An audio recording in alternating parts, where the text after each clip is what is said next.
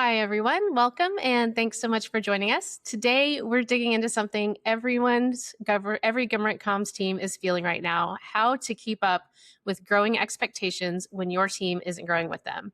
Just some quick housekeeping before we jump in. We are recording, so you should get the replay afterwards. And please drop your questions into the Q&A panel anytime during the session.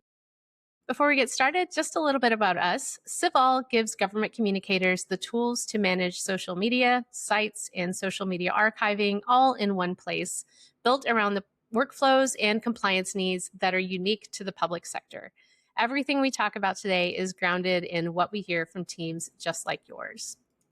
And I'm Sarah Lloyd, the head of product success and evangelism for Social News Desk and CivAll. I'm based in San Antonio, Texas, and I've been with the team for 12 years now. And feel free to connect with me on LinkedIn. The address is there on the screen. And today I'm pleased to be joined by Amanda Alvarado, Director of Public Affairs for the City of Seabrook, Texas, Jamie Broderick, Public Information Officer for the City of Cocoa, Florida, and Emily Schultz, Social Media Coordinator for the City of Toledo, Ohio. They're all communicators who know exactly what it's like to run a lean team and still show up everywhere that your residents expect you to be. So ladies, thank you so much for being here. Really excited to have y'all. Thank you for having us. Yeah, Yeah, of course. excited to be here. So great. So first of all, by way of introductions, can you all tell us a little bit about your team's size and scope? How many channels, departments, and people are you juggling day to day? And Amanda, I'm going to pitch it over to you first. Yeah, sure. So we are a team of 2 here in City of Seabrook for public affairs, and we are a centralized communication city. So our department oversees every department within the city, and that does include police, fire, EMS, really every aspect. And Emily? Hi, everyone. Yeah, my name is Emily Schultz. I actually feel very blessed because I now have a comms team of 6 people. I did start out when I started with the city 5 years ago, it was 2, just like Amanda and Jamie here. So I totally understand the struggle of just running with a duo. We run 14 different social channels between the city of Toledo, the mayor, and a human relation commission. We have 4 newsletters as well, 4 email newsletters, and then 1 print quarterly newsletter as well. Our press releases go to our 3 large media outlets, 2 news stations, and 1 newspaper that we work closely with. And we oversee 13 departments as well. So, yeah, it's definitely a stretch to have 6 people cover those departments. So, very hectic. Absolutely. All right. So moving right along, what does understaffed actually feel like in your day-to-day work? And what's the first thing that gets dropped when you're stretched thin? And I'm just going to open this up to whoever wants to jump in. Wanted to just mention information gathering as it pertains to putting out the information that we're responsible for. Being such a small team with so many things happening around us all the time, we don't have time to chase down the information, and we do rely on other departments to kind of feed that information to us. And so there's a lot of times that we do feel like things are more delayed than they could be in regards to getting messages out to the public, simply because we didn't have what we needed. I think that definitely is a really good point. In addition, at least in our department's case, by the time the department does give us that information of we're ready to go with this, we still have questions of, well, what about this hole in the program or this, gap in the service that, once we do make it external, our residents will have questions about. So sometimes our departments, they're very dedicated to those, services and putting together that information, but there are still those kind of missing pieces.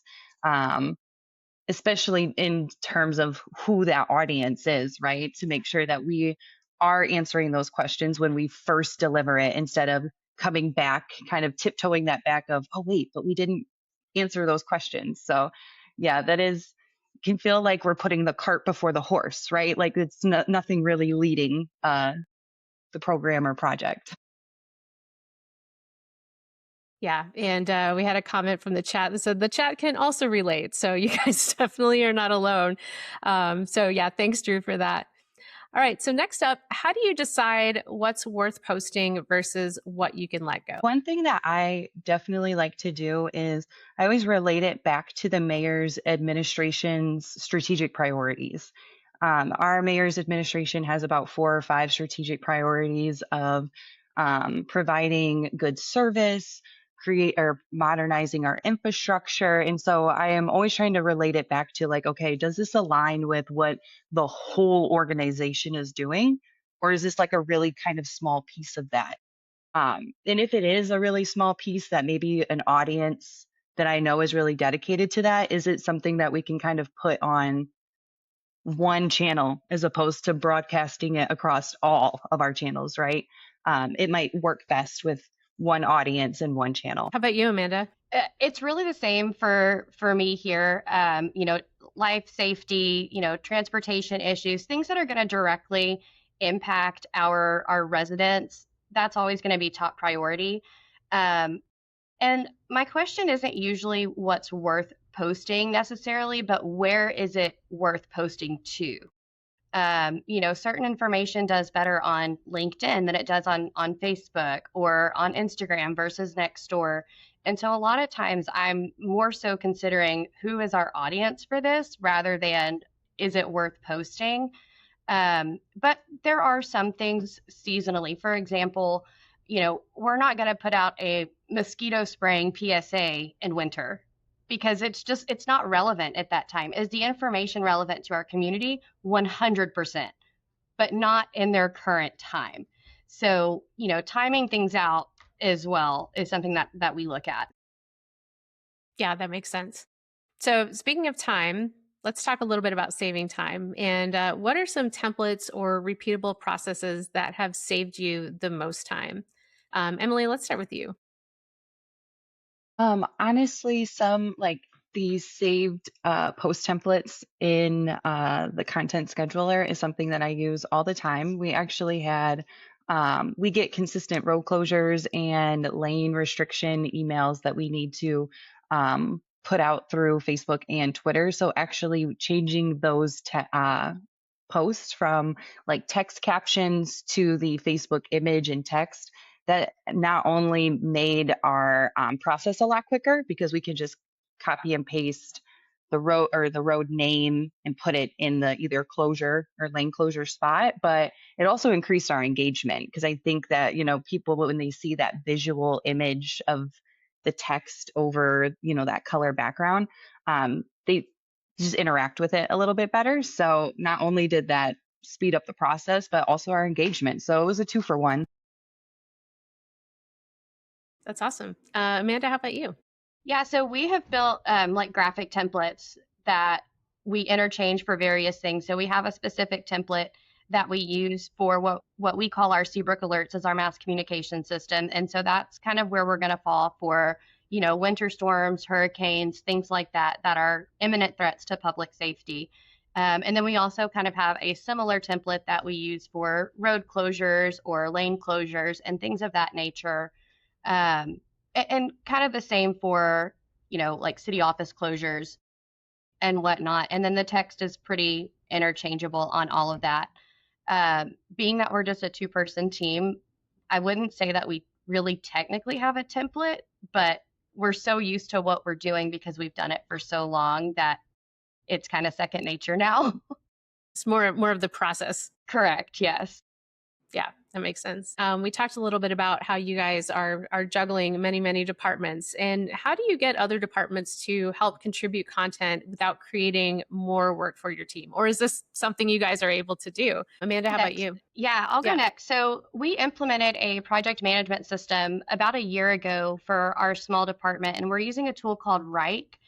And within that system, my coworker and I have created a list of different forms that anyone in the city can fill out, and then those then get filtered and automatically create a workflow for us within the system. And one of those is specific to social media requests. Because we are centralized communication, our department does all of the graphic design and everything. So we aren't asking them to provide content per se, but they're telling us what information they need us to communicate on their behalf. For example, our animal shelter, whenever they get new pets in that they'd like us to post, they'll fill out the form, they'll attach some images of the pets, tell us about them, and then all the information that we need to then take that and create a good post for it is it's ready to go. And I will Okay. say that we don't use that form system in the event of emergencies. And because we both sit on our EOC team, we're always in the action when that's happening. So there's really not like a request system that we go through in those cases. Yeah, that makes sense. And Amanda, can you Interesting. spell the name of that project management software? Yeah, it's WRIKE. Okay, great. Awesome. Thank you. We had a question from the chat. Emily, how about you? How do you get other departments involved? Yeah. First of all, Amanda, I give you so much credit for getting departments to utilize that platform because, we've tried to give like web forms, so like part of our web page to our employees. Like if you do have information or have like social media requests, like fill out this form, and we just cannot get people to utilize new applications. So I really commend you for doing that because I'm sure it just makes We do still that a fight lot it, better. but I Okay. have gotten to where our team will respond to every email request with please complete the form that's associated with your request. And Okay. we So, stopped doing things that didn't come through that way. right. So, I guess to kind of mitigate like the issue that we haven't been able to utilize those applications is our website is a valuable source for our residents, but also for our employees. So usually our employees are asking for website updates, thankfully. So I can assume that our website is up to date and our website update person is right next to me. So I can always ask her, is this page up to date? Do you know? Or like, are we still waiting for this? The second thing that I would recommend to people is I use a content scheduling like calendar. So I basically kind of review the previous year month by month and we'll write out the things that we've posted throughout the year, whether it's services, events, grants that we've received and whatnot. So that way, then that following year, I kind of have an idea of like, okay, we posted about these topics. We can either follow up on the progress of them. Sometimes it's also like a completion of numbers. We kind of do like to say, hey, we picked up this amount of leaves, and plowed this much snow. So sometimes we do have to make sure, that we're working with those relationships and building that trust with those people to get that information in real time, especially because it can be easily forgotten as we're moving on to the next season. But that content calendar does really help because then it allows you to kind of proactively go back to those departments and say, hey, we talked about these things last year, last season, 6 months ago. Let's do a recap. Let's do an update. So that way you're not kind of just like, what's new? And it's just kind of open air. All right. So let's move on to a topic that I know is on a lot of folks' mind. What are some challenges that you guys encounter around digital accessibility, especially in the context of working on a smaller team? Getting buy-in from everyone else in the city. I mean, really getting people to understand that this is not just something that we want to do, but it's something that legally we have to do. And just getting everyone else on board and to be willing to assist in bringing that to fruition, that is the challenge.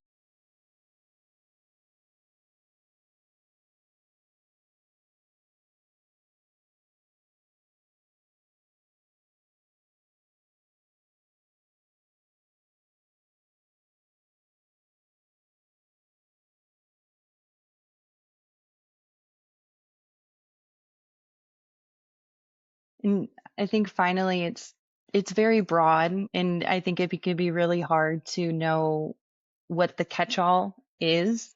Like we've had the challenge of trying to find interpreters for Zoom meetings similar to this, interpreters for in-person meetings, changing the website, the PDFs, as well as making translated pieces as well, for um, our communities who speak other languages. So I think that has also been a really big challenge of just finding the time and the capacity to really find accessibility for everyone. Yeah, and you guys, have to kind of become the experts on that, and kind of lead your teams that way.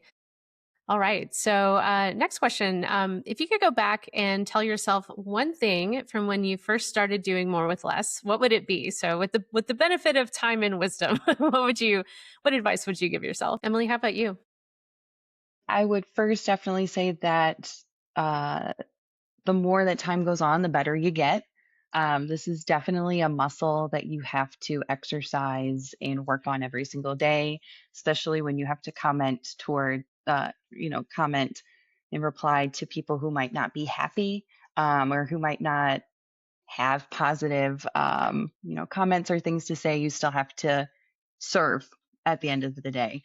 And another thing I would say is, if you're making content, you don't have to put all the main points into one post. You can break up that content, break it down, simplify it. You don't have to create a post that's 6 posts long. Make it a campaign, make it a week, and kind of utilize the content that you have. Yeah, and I mean, that's great advice for even like stretching out content that you do have. Stretching it out into a series or a whole campaign. That's great advice. Amanda, what about you? To be completely candid, tell myself that it's not your fault. When information, as a communicator, we can only communicate what we know. And when something isn't shared or isn't put out to the public when it was quote unquote expected to, but you were never given the information, you can't do anything with it. And that's okay. It's not your fault and you don't have to own that situation.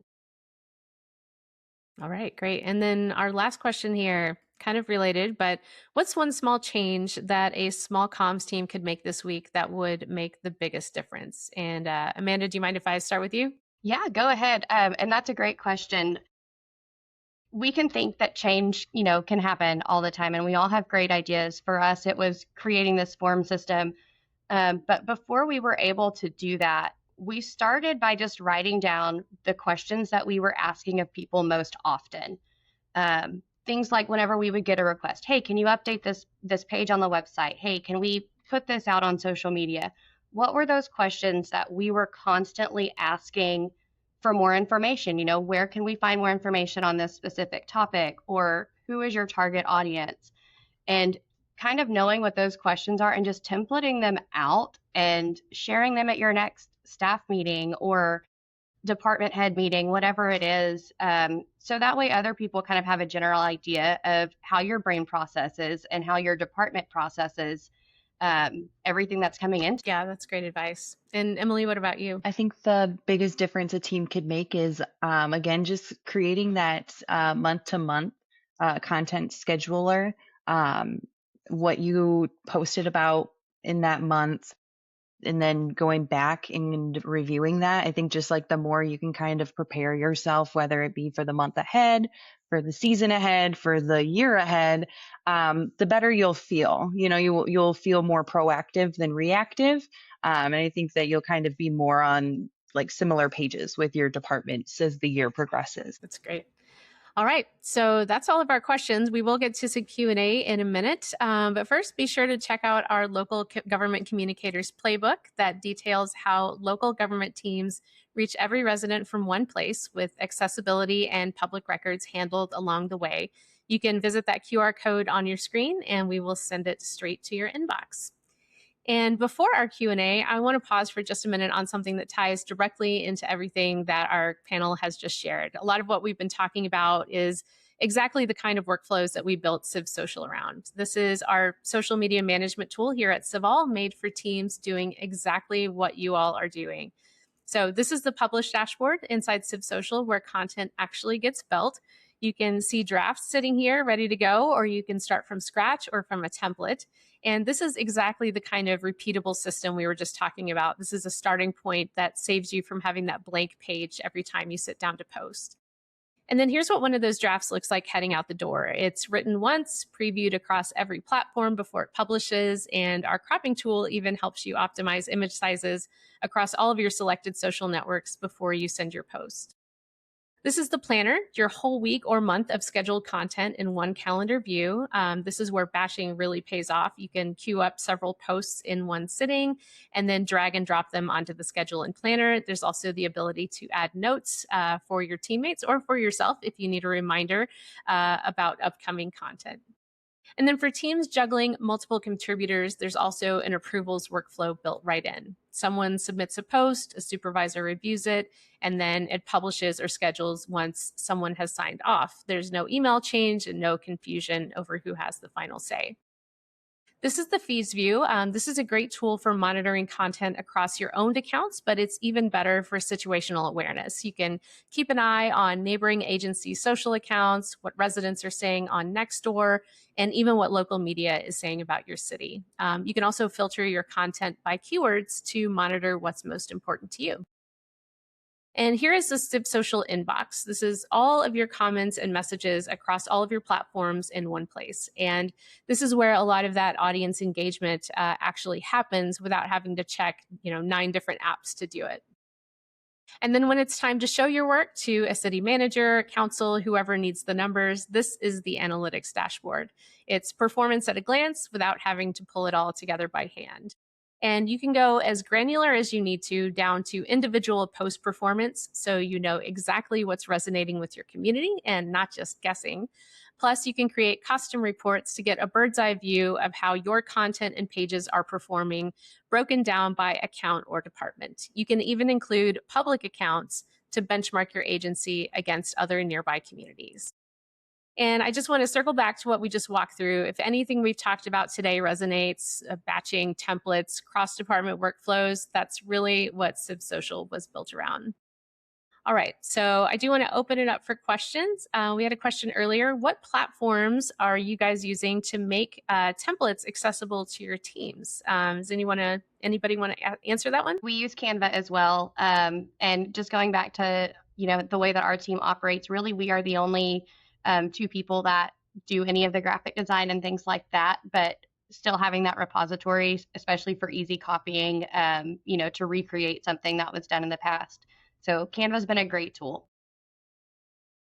Yeah, and just a shameless plug. Our Canva integration is coming very soon to Civ Social. So we will be able to import designs directly from Canva just to make that process a little more smooth. Fantastic. Yeah, kind of along the same lines. What's one tool or system change that's really made the biggest difference for your team? Maybe something that you wish you'd started sooner. I'll go back to the project management system that we use. And the thing that really works the best for us is that it allows blueprints. So when a request does come in that is tagged for social media, it actually breaks down and auto adds all of the subtasks. And so we know, do we need to create graphics that are sized appropriately for Instagram, Facebook, Nextdoor, our website? Which platforms do we need to curate our post content for? And it breaks all of that down so we can easily check things off as we go. And it also helps us to show leadership, that it's not just make this post on Facebook. There's a lot that goes into it, especially whenever it comes to accessibility, ensuring that you've got alt text on the photos or the graphics, and making sure that you're using plain language. So it helps to also show our work. Yeah, it's a great way to have kind of a single source of truth for all of your comms spiraling out from that. Yeah, Emily, how about you? Do you guys have a tool that you like having in your pocket? I think for ours, it's probably MailChimp because obviously that is where all of our email newsletters go out of. But we really have segmented audiences. Our housing department has people interested in home ownership. We have small businesses. So we do have very segmented groups in those. And so when we do have that's kind of where we've transferred putting out our press releases instead of just doing a traditional email BCC out to those. We've now put them into MailChimp, and now we can send it to media and some of those segmented groups. So I think that that's really grown. And I did see Amy in the chat mentioned at the city of Watsonville, they use the Microsoft Suite, which comes with software called Planner, Microsoft Planner. So thanks, Amy. That's a great tip from the chat as well. So that is all the time we have today. I want to thank you so much, Amanda, Jamie, and Emily, for being so generous with what's actually working for you and your teams. And thank you all in the audience for spending part of your day with us. The recording will be in your inbox soon, so feel free to pass it along to anyone else on your team who's feeling the squeeze. Take care, everyone. Have a good one.